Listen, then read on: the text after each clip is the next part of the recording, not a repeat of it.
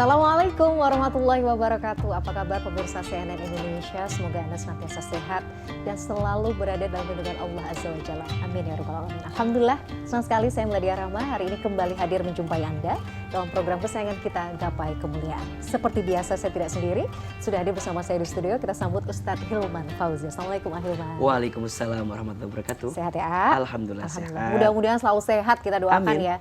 Jadi bisa berbagi ilmu, berbagi pencerahan kepada kita semua setiap pagi hari. Amin ya rabbal alamin. Nah pemirsa, dalam episode hari ini Ustadz Hilman Fauzi akan menjawab pertanyaan-pertanyaan Anda, pemirsa Gapai Kemuliaan, yang sudah masuk melalui WhatsApp dalam episode Ustadz Menjawab. Nah bagi Anda pemirsa yang juga memiliki pertanyaan, Anda bisa mengirimkan pertanyaan Anda baik berupa pesan teks maupun dalam bentuk video melalui nomor WhatsApp yang tertera di layar kaca. Anda juga berkesempatan untuk bertanya langsung pada Hilman melalui sambungan Zoom yang nanti akan ditentukan oleh tim Gapai Kemuliaan. Baik, Hilman, langsung kita ke pertanyaan pertama. Ini datang dari Pak Okto di Palembang, kita bacakan. Hilman, bagaimana kita menyikapi sesuatu hal yang dituduhkan kepada kita, tetapi kita tidak pernah melakukan hal tersebut? Silahkan. Baik, bismillahirrahmanirrahim. Alhamdulillahirabbil alamin. Allahumma sholli ala sayyidina Muhammadin sallallahu alaihi wasallam wa ala alihi wassohbihi ajma'in amma ba'du. Terima kasih Pak Okto yang sudah bertanya, bagaimana caranya kita menyikapi tuduhan yang ditujukan kepada kita, tapi kita yakin tidak melakukannya. Berarti fitnah. Ya kan? Setidaknya ada 3 hal yang bisa kita lakukan. Yang pertama adalah kita punya hak untuk bertabayun, mengklarifikasi daripada fitnahan yang dihadirkannya. Oke. Yang kedua, setelah itu kita bisa membuktikan bahwa apa yang dituduhkan itu nggak benar. Oke, nah baru nanti yang ketiga, jika sudah komunikasi nggak ketemu, kita juga sudah tabayun nggak ketemu, maka selanjutnya kita serahkan kepada tentu pihak ketiga, ada hukum yang bisa membela diri kita juga agar tidak dizolimi dalam keadaan seperti itu. Maka ini hati-hati ya dalam urusan tuduh-menuduh, bahaya sekali. Al-fitnatu asyaddu minal qatl. Fitnah itu lebih kejam daripada pembunuhan. Bahkan dalam konteks yang lain disebutkan fitnah itu dosanya lebih kejam daripada berzina. Kenapa? Kalau berzina, kesalahan kita mungkin hanya ada pada satu orang itu. Tapi kalau fitnah, ketika berita itu menyebar kemana-mana dan kita tidak sempat untuk memutuskannya, maka selama itu berita menyebar dan itu fitnah, maka dosanya akan ditanggung oleh orang yang memfitnah kita. Maka kamu bisa minta maaf sama orang yang kamu fitnah, tapi berita yang kamu berikan, yang kamu tuduhkan, itu nggak akan bisa terbendung oleh dirimu. Maka hati-hati dalam urusan fitnah memfitnah.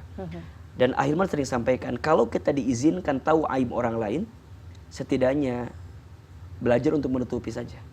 Kecuali pihak berwenang ya, ada saksi, itu kan memang dibutuhkan gitu. Tapi kalau kita sebagai manusia dalam artian konteks kita berkehidupan, ya kalau kita diizinkan tahu aib orang, tutupi. Karena kalau kita mengumbar, jika itu benar jadi ghibah, jika itu salah jadi fitnah. Dan dua-duanya tidak mendapatkan kebaikan, justru malah keburukan.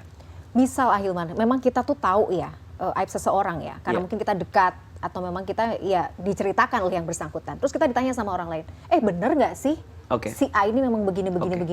Jawaban kita berarti gimana dong? Untuk menutupi ya, artinya jadi, harusnya bagaimana? Jadi ada ghibah yang diperbolehkan.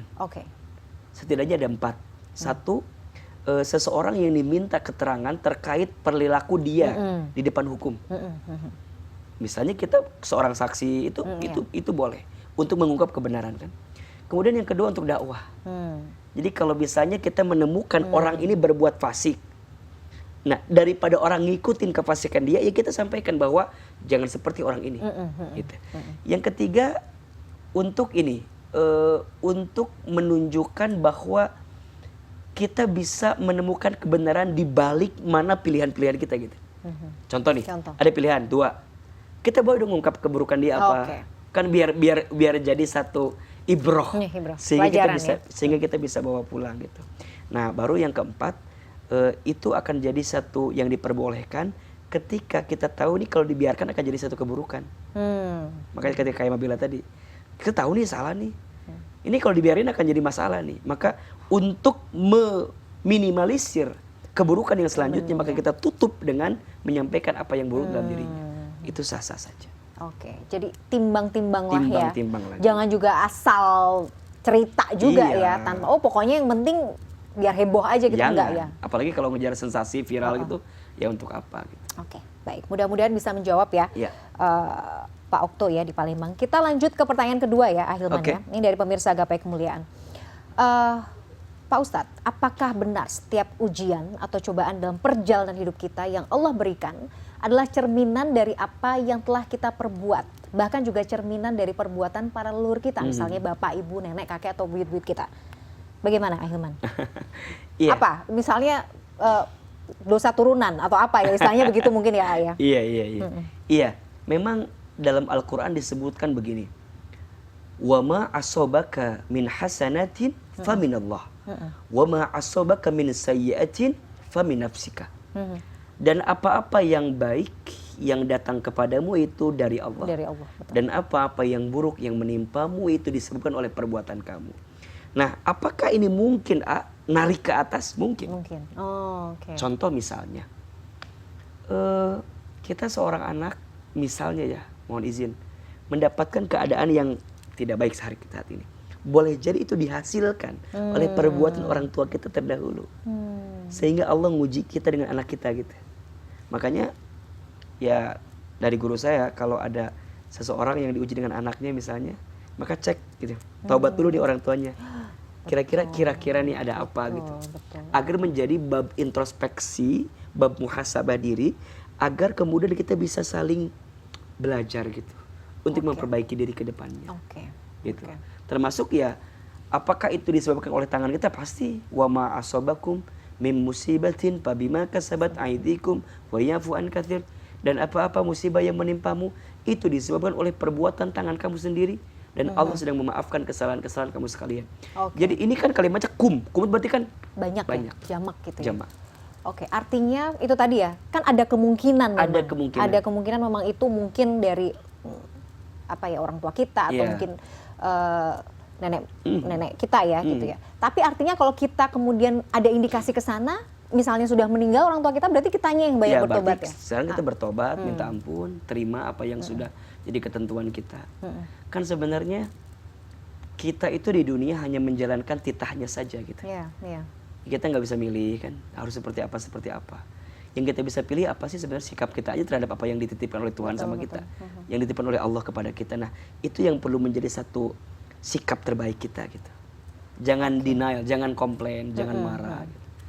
Tapi berarti sebenarnya istilah mungkin dosa turunan atau Ya. kutukan turunan tuh sebenarnya di Islam gimana? Nggak ada dong. sih, yang karma gitu, Iya, iya. nggak ada. Cuman yang kita pahami bahwa setiap yang kita lakukan pasti ada balasannya, gitu. Jadi Hal kebaikan akan jazaul ihsan ilal- ilal ihsan. Tidak ada satu kebaikan pun kecuali balasnya adalah kebaikan. Berarti sama, keburukanmu juga balasnya keburukan. Faman ya'mal mithqala dzarratin khairan yarah wa may ya'mal mithqala dzarratin syarran yarah. Barang siapa yang berbuat kebaikan, maka Allah akan membalas kebaikan itu. Dan barang siapa yang membuat keburukan, maka Allah juga akan balas keburukan itu. Ada yang dibalas di dunia, ada yang dibalas nanti di akhirat. Kadang ada yang milih gini, berarti mendingan sekali dunia aja ya daripada nanti di akhirat. Ya kalau kita ridho, ya kalau kita siap. Terus gimana tuh kalau bisa?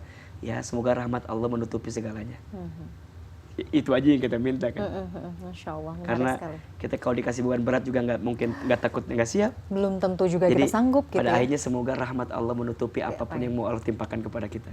Tapi saya percaya sih itu tergantung bagaimana niat kita dan hati kita kan. Iya. Allah tuh menilai itu kan ya. Makanya begini, ada sesuatu yang kita anggap tidak baik, boleh jadi Boleh itu jadi. baik dalam pandangan Allah. Betul. Maka bersyukur itu bukan karena semuanya baik-baik saja, bukan. Tapi bersyukur itu karena kita percaya selalu ada sisi baik di balik sesuatu yang kita anggap tidak baik. Oke. Nah, bagaimana cara kita memahami itu aja gitu. Sudut pandangnya sekarang harus Iya, diubah. harus dirubah. Perspektifnya harus dirubah. Masya Allah, menarik sekali. Tapi kita harus jeda, Ahilman. Di segmen berikutnya pemirsa, kita akan membahas pertanyaan dari Ibu Santi asal Purwokerto. Kita bacakan. Apa yang harus kita lakukan jika terus-menerus dihina dan direndahkan oleh orang yang merasa dirinya kaya dan selalu bersikap sombong? Aduh, ngeselin ya memang ini ya. Ini penting banget nanti kita tunggu jawabannya Ahilman. Pemirsa jangan kemana-mana. Gapai Kemuliaan masih akan kembali setelah jeda yang satu ini.